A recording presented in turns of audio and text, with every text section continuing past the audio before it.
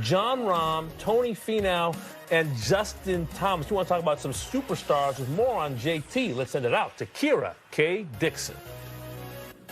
Justin Thomas teeing it up once again after a few weeks off. And Justin, we're going to talk about the golf, but I know that you recently got married and we got to talk about the wedding. I want all the details. Tell us where it was, the honeymoon. This is what the people want. For sure. No, it was good. It kind of took a while to get out. We got married back in November. It was unbelievable. It was in Nashville at a place that we have a house at in Troubadour. Beautiful fall leaves, growing up in Louisville. And then her in Chicago, it brought back some fall vibes for both of us. We honeymooned to Mexico. I pretty much just ate and drank everything in sight and slept 9 hours a night. It was absolutely incredible. And then I had to get back to my job and start practicing again. But no, it's been fun. It's a very easy adjustment for us both. And it's been great. Well, congratulations. And Jordan Spieth was in the wedding. He was. Did he give any interesting speeches? He did. He gave a great speech. He was my best man. He crushed it. I got to give him a lot of credit, and I'm proud of him for sure. We can talk about what he said in it off camera. So your wife, Jillian, is not a golf person. What has it been like for her to make the transition to be out here and kind of part of your team week in and week out?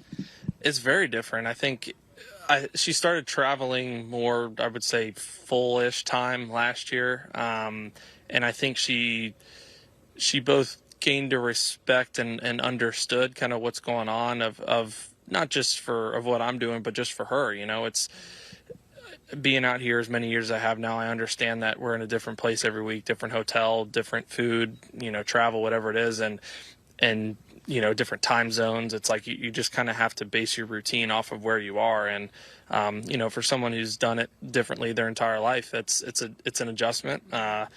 There's days like yesterday, where I leave the room at 6:15 or something like that, and I don't get back until 4:30 or 5, just between practice and stuff going on. But, that's just a part of life, and we all adjust. Yeah. Well, speaking of practicing, you've had the last few weeks off. So what have those last few weeks looked like? They've been great. It's beautiful right now in Jupiter. It's been just seems like every day you go outside and it's kind of brisk, not quite like it was here this morning, but it's nice in the morning and no clouds and great opportunity to kind of work on some things in practice. And I took probably 3, 4, 5 days off and just had some stuff in my golf swing I'm working on, so I was able to kind of go out and get some reps in and just feel like ingraining it into my memory and my feels to where, once I came here and got on the stretch, it's a little bit more comfortable. Yeah. You mentioned in your press conference that Century, of course, is the first event of the calendar year, but this is where you really consider your year to kick off. So what's going to be the most important thing for you to accomplish this week?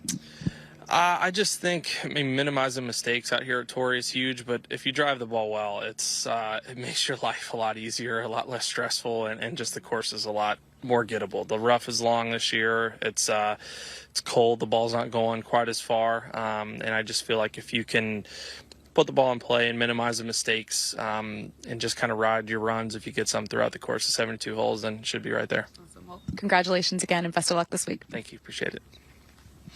JT with Kira K. And how about this moment in Justin Thomas's life? This is a big step. He's a married man now. You're not just playing for yourself anymore. You're playing for your family. Isn't it a little disappointing that Jordan didn't show up in the green jacket from Augusta National to give the best man speech? We don't know that. Maybe the pictures would have gotten out. Yeah, I think those pictures definitely would have gotten out. But yeah, he's in a transitional point in his life now, as Jordan Spieth has been over the last couple of years, getting married and becoming a father. And this week, in a way, is an interesting dynamic at Torrey Pines, because we're in what we're now calling the rampage of Jon Rahm, just tearing it up everywhere he goes, basically since last fall when he won the Spanish Open, and has continued to win since then. And it's a pretty big firepower pairing that they have out there on Wednesday with Jon Rahm, Justin Thomas, Tony Finau. Tony Finau has been a winner himself on multiple occasions since last summer. Yeah. JT won a major last year, and both of them are seriously outgunned in terms of form heading into this pairing for the first couple of days. And, you'd like to see them perhaps make a statement that this isn't a one-show pony anymore.